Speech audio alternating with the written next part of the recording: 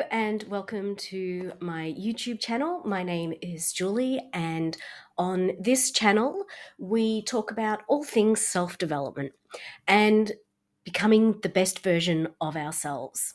Now, today I am going to dig a little bit deeper into a topic that I talked about last week, which is time management. And what I'm going to really focus on today is prioritization. And the reason for that is that whenever I talk about time management, whether it's in a webinar or it's in training, this is the one area that people often find most difficult. And the reason for that is that what do you do when everything is important? And a lot of prioritization systems, suggestions, all operate on how do you rank items, how do you prioritize. So I'm not going to talk about those. I think there's enough out there that can support you. I'm going to dig a little bit deeper into how do we work on our own identification method. And so here's the thing, there is no magic bullet when it comes to what is most important, what is my priorities, because it depends on you, the circumstances that you are facing, what is important to you, what are your values, what is the environment that you're facing, and so what is your personality, what is important to you and what is not. So, the first thing to start to understand is that a lot of what goes on when it comes to prioritization is our own mindset. And so, one of the things that I really do try to remember, and this came from the book 5,000 Weeks, which I've mentioned a lot on this channel, is the fact that you can't do everything. Now, for me, this was an absolute weight off my chest because I've always thought if I could just find that perfect system, if I could just be better, if I could be more effective, I could get everything done. But I can't. And letting go of that expectation of myself was incredibly freeing. And so the second half of that is you can't do everything at once. However, you can do something right now.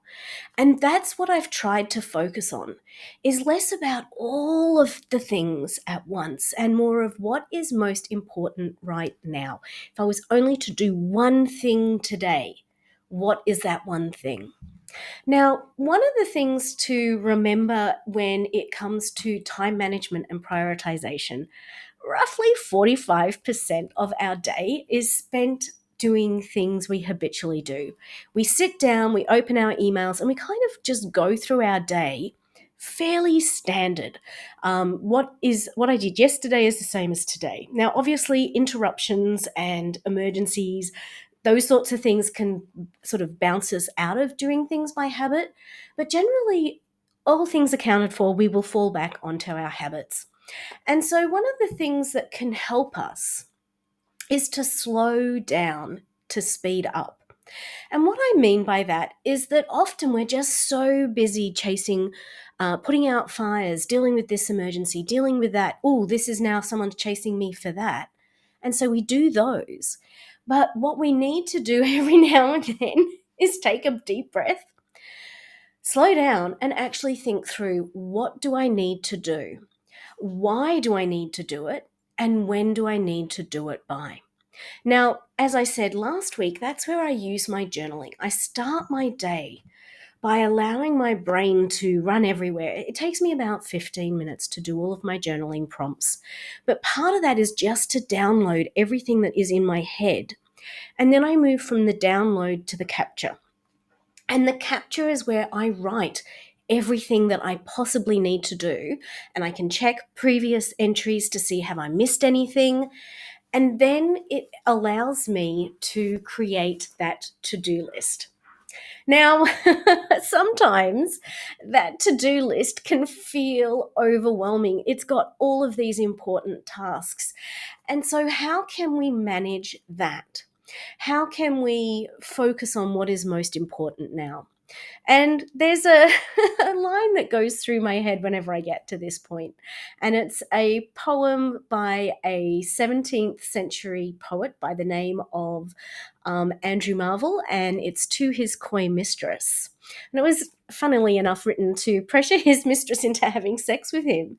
But that first line is one that's always struck me. And it's, had we but world enough and time.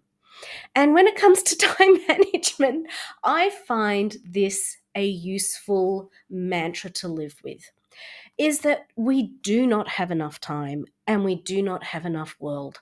So what can I do right now? And so the first thing I like to try to do is, we are bound by time and other constraints. So the first boundary I put around my to-do list, what is time sensitive? And it's just a matter of writing down the dates.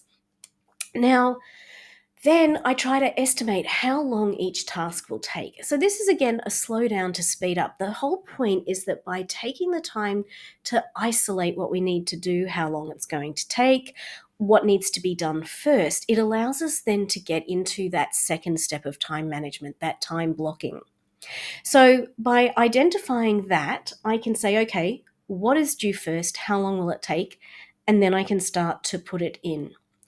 And then there is that second aspect, which is, so time bound is first, but then there is not enough world. We are constrained by importance. So if there is one thing at the end of today that I will feel better having done, what is it? And sometimes that might mean that we have to put a less high priority item in first. I'm going to use the example. I had several items that needed to be done. They were important, but in order to complete them, I actually had to do my filing first, which generally for me is not the most important thing. So what I did was, I got myself comfortable, I got my files, I got everything sorted, but I kept my list in front of me. And what I did is, as I was filing, I knew what specific tasks I had to do with the items as I found them. And so what this meant is that at the end of the hour and a half it took me to do my filing, I'd also managed to cross off several items that didn't take long, but by having done them, it was like a multitasking endeavor, which is something I don't try to do. But in this case, it was something I could multitask, or by at least getting myself organized and sorted and everything in my room tidy, it meant that I was then more comfortable being in my office, and I'd crossed off so many little things that my list became cleaner. Now, another thing that I try to remember is, I can't do anything today. So what is the bare minimum? Now, because of past mental health concerns, one of the things I started doing last year was, what is the bare minimum I can do today? What is the one thing I have to do? And seriously, it's to get out of bed and open the curtains. And it allows me to start the day with a small win. I've done something. So even if I get out of my pajamas, even if I go back to bed, I have at least got out of bed and opened the curtains. And so a small win like that at the beginning of our day can help sort of boost our mood and get us to that next thing. Now, that next thing is that you have to restrain yourself. You have to put a constraint in there. And for me, that started by, I was using a journal, and at the top of each day it had the 3 priorities. And by having to put 3 things in there, it helped me to identify, what did I really want to get done today? What was really important to me? And so I still do it in my interstitial journaling, which is the one that I do on a daily basis. At the top of each day, I have the 3 things I want to do. And so generally they are based on what's most important to me personally, what's going to make me feel the best, and what's due, and trying to manage that. Now, here's the other thing that I do try to do, or not do, is to multitask or to task shift. And that is because I know for myself I don't do it very well, and I end up getting very scattered and overwhelmed. So the first thing I say, if I'm going to do this task, it's a priority, it is in the calendar, and I do it, and I allow that time to do it. Now, one of the things is that you might be working your way through your to-do list and something happens and now something else is urgent. Because I schedule every single day, every single minute of every single day, showering, having breakfast, having lunch, all of that's in there. What it means is that each week I have what is my ideal week. And then I can put in my priorities as I go along. And then I have to bump something in order to put in a higher priority. So something comes through last minute. So the first thing I do is I get a date. I don't take anything on without a date. When do you need this by? What will happen if you don't get it by then? So I know what the impact will be on me, but also the impact on them. Now, if I have to do it straight away, that means I have to move something from today to another time. If it's not urgent, or I can sort of do it, I can put it into tomorrow's planning, then I just write it down. So I've captured it, I won't forget it. And then I will either put it aside, it's going to be dealt with tomorrow, or I deal with it now. And one of the things to remember is that sometimes we simply can't get it all done. And so something that again, a quote, well, it's not a quote. I mean, I think we all are familiar with the song, Let It Go. But sometimes we do. It's the only thing we can do to manage is if my list is longer than my day, I can't do everything. I have to just let it go. And so this is, again, slow down to identify of these tasks, if I don't do something, what is going to impact me the most? And so it's to avoid trouble, to avoid risk, to avoid complications, might help us to decide which of those items stay on our list and which of those items will go. Now, the other thing is that there are other things we can do when our lists are overwhelming. We can delegate. Is it something somebody else can do? And can I effectively hand that over to them? And then again, let it go. If I've given it to someone else, it stays with them. Can I compromise? Now, this is something that I have started to work on for myself. And that is that I do not have to do everything at the 110%. And that sometimes, in order to get things done, I have to compromise with my own inner perfectionism and say, okay, today I'm going to do this task to this level of ability. Now, it's about 70%.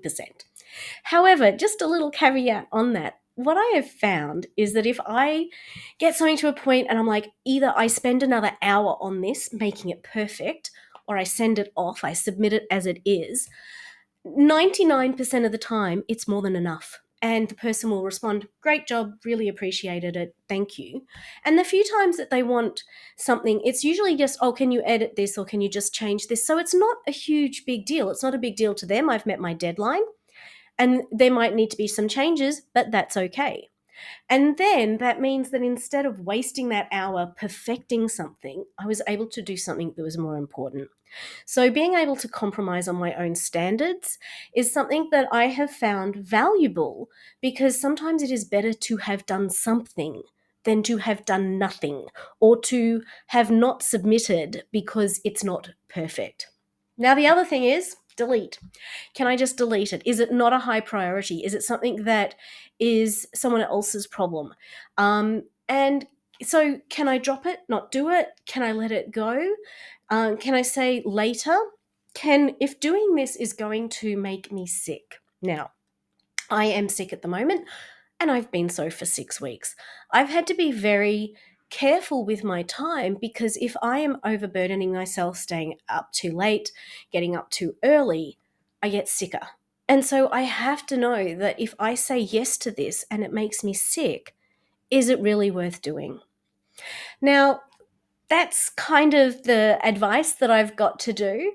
But one of the things I would say when it comes to prioritization is to be a little bit kinder to yourself, to remember that we can't do everything, and maybe just to stop, take a deep breath, and work through what you've really got to do. Capture everything so you know where it is. Put it by date order, and then say, this is what I'm going to do. This is my commitment to myself. and everything else will have to be done tomorrow.